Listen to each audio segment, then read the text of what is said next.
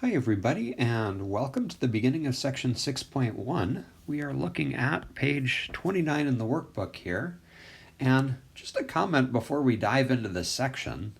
So in the last chapter, chapter 5, we learned about a lot of different integration techniques, various ways of calculating or approximating integrals. And in chapter 6, the theme shifts gears a little bit. Here we're talking about applications of integration. What types of problems can we solve with integration? Okay, so with that in mind, the topic of section 6.1 is about area, finding area between curves. The nice thing about this is that it's very similar to the problem from Calculus 1 of finding the area under a curve. Okay, so to get started on this, let's look at this goal that starts us off for the section here. We'd like to derive a general formula for the area between two curves, y equals f of x and y equals g of x on an interval. Okay, so let's start with the picture to the left here. Okay, and it starts us off with a preliminary approach here. We would like to approximate that area using rectangles. And you can see in the picture that we've drawn a bunch of rectangles between those two curves. So let's think about how we would find the area of the rectangles that we're looking at. Okay, and to do that, I'd like to just pick out one of the rectangles. So I'm going to pick a point here, call it xi, and then highlight just one of the rectangles here. And you might notice that the bottom and the top of the rectangle are given by the two functions. So in other words, this point right here, we would get a y value for it by just substituting xi into the function g. Okay, and then similarly up here, to get the y value at the top, we're just going to substitute xi into f. Okay, now how would we write down the area of just that one rectangle that I'm shading there?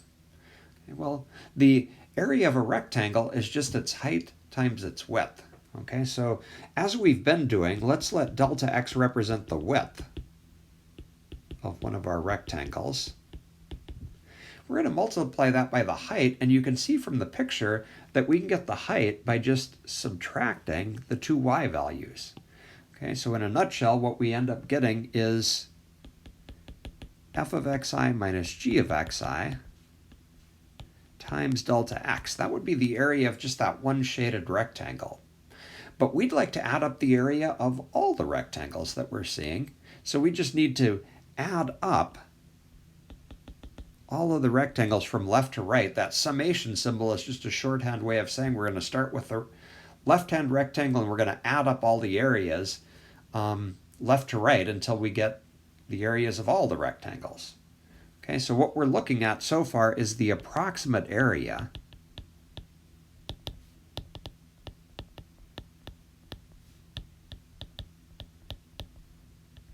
between f and g.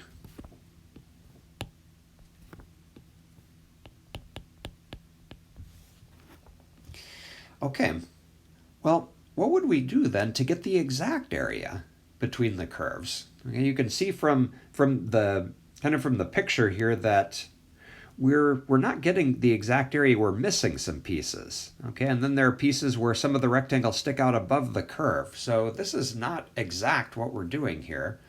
But to make it more exact, what we could do is just use more rectangles. And if we take a limit as the width of our rectangle gets really, really small, delta x goes to 0, those errors are going to get smaller and smaller, and we're going to get the exact area. Okay, so we'll let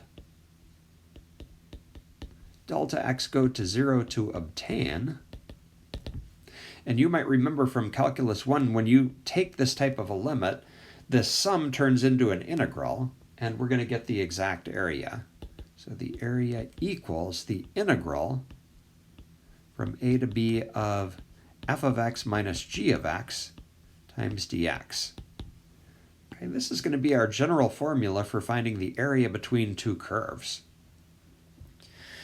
Okay, and I want to make one comment on this, just a way that you can maybe conceptually visualize this.